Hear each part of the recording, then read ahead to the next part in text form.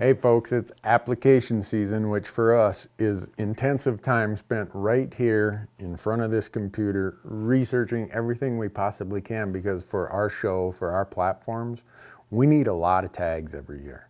Every year when this application season starts, we always start with Wyoming elk. And the reason being is the calendar tells us Wyoming elk in January 31st deadline is the first thing we got to do. And in the past, we've done videos about Wyoming, but every year things change, new tools become available, the state might change this or change that, there's new trends. So I want to just walk through how the Wyoming system works. And I want to walk through how we use this GoHunt insider system. And I know a lot of you say, Randy, I hear you talk about that. And there's a reason why you hear me talk about it. You're going to see here when I show you just the basics. Even if you aren't interested in the draw odds, which are the best, that no one has better draw odds. If you're not interested in the unit research, just the application strategy articles are excellent.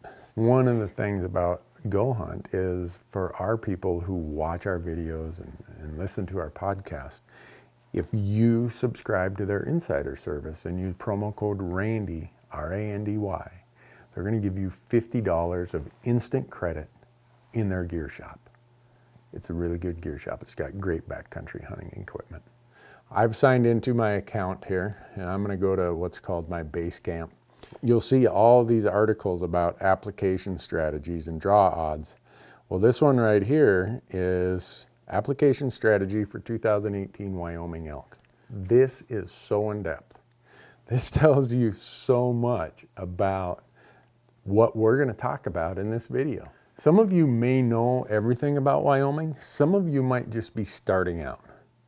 We're going to walk through the basics so that you understand how it works. And if you've been doing it for a long time, maybe you got a tip for us, or maybe you'll pick up a little piece here along the way. Wyoming is one of the great elk states.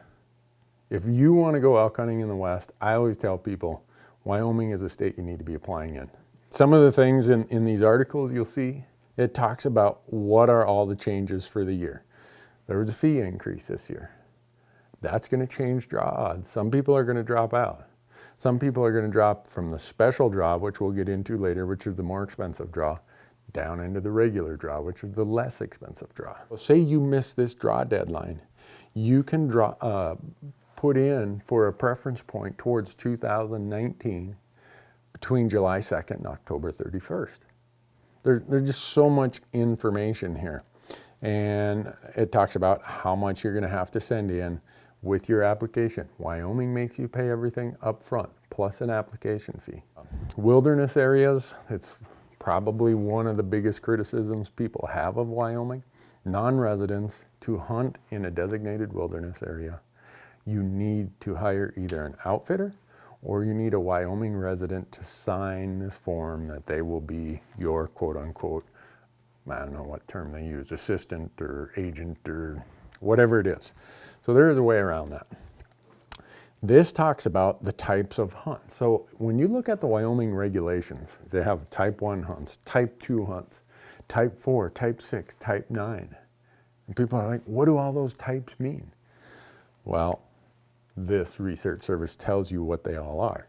Mostly we're looking at type 1 and type 2, which are usually rifle hunts, or type 9, which is usually an archery only hunt. The types 4 and 6 are usually reduced price or cow tags and calf tags. The Wyoming elk harvest success. Look at that. That is remarkable. Always over 30. The lowest number here is 35%. The highest number is 44%. There's very few Western states, none that give away as many tags as Wyoming, that have that level of success. Yeah, there's some states that have a higher level of a success, but that's because they give away so few tags. It gives you the herd condition of what all the current elk herds are. Wyoming kind of breaks it down by area. One of the things about Wyoming is grizzly country. If you're applying for elk hunting in Wyoming, you got to ask yourself, you're kind of at a fork in the decision tree here. Do I want to hunt with grizzlies? Do I not mind hunting where there are grizzlies?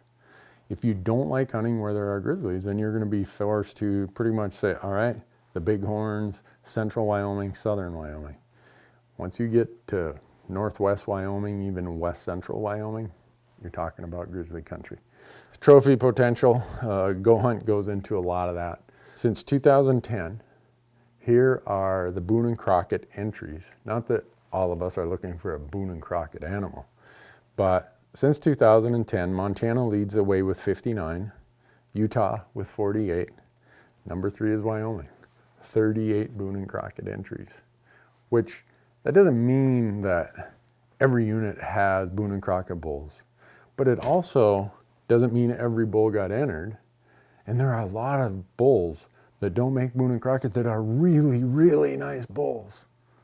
I mean, you show me a 330-inch bull and I am so excited.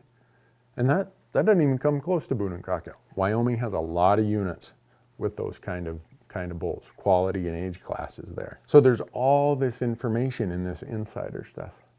And then once they explain the system to you, then they start telling you how to manage your points and how to manage your expectations. These articles do a really, really good job of telling you that. I want to go back up here, and this has been in our prior videos about Wyoming. And it's the quick overview of how Wyoming works. So there's a diagram here. The first thing you need to understand is that Wyoming has a special draw and a regular draw. And people are like, what's that mean? Well, it's the same tag. I would say it was 10, 12 years ago. Wyoming said, let's carve away 40% of our non-resident tags and put them in the special draw, and let's charge a premium. The other 60% we'll keep at the regular price draw, and that's why that's called the regular draw. So the very first thing Wyoming does, whether it's 10 tags or 100 limited entry tags, it takes that non-resident portion and it splits them into a 60-40 split. 60% to the regular draw, 40% to the special draw. You need to understand that because when you go to apply, it's going to ask you, are you applying in the special pool, which is about $500 more? Or are you applying in the regular draw? The trade-off is that you get, unfortunately, better draw odds for paying the extra $500. Personally, I don't like that system, but it is what Wyoming does. So you need to understand that's how it works. Then whether you're talking about the special draw or the regular draw, then there's another split. 75% of the tags get issued based on preference points. He or she who has the most points gets the tag. The other 25% are issued on a random draw that is just completely random. There's no consideration at all of points on that 25% of tags that go into the random draw. So think about this. You've got 0 points. You still have a chance of drawing any tag in Wyoming in that random draw. It tells me that you should at least apply in Wyoming every year. It's pretty simple. Everyone has a chance in the preference point draw, but we all know that the people with the higher points are the ones that are going to draw. Anyone who didn't draw, you're going over into the random draw. So you're really, when you apply in Wyoming, you get put into 2 draws, the preference point draw and the random draw. Who knows? You might be that lucky person who draws in the random draw. So that's how it works for the limited entry tags. So let's talk about archery and rifle. So if you draw a type 1 tag or a type 2 tag, which are both rifle tags, you, in most units, I should say, in most units, you can go and hunt the archery season in that tag with your type 1 or type 2 tag. There are some units, mostly in the bighorns, where you have to draw a type 9 tag to go and hunt the archery season. So let's think about this. You draw a unit 7 type 1 tag. And it says the season date is October 15th to October 31st. I don't know what it is. I think that's what it is. That's the rifle season date. That's your type 1 season date. But you can go and buy the archery stamp and come and hunt it with your bow September 1st through September 30th. That's a huge amount of opportunity on one tag. come and hunt it with a bow. If you don't get it, come back with a rifle.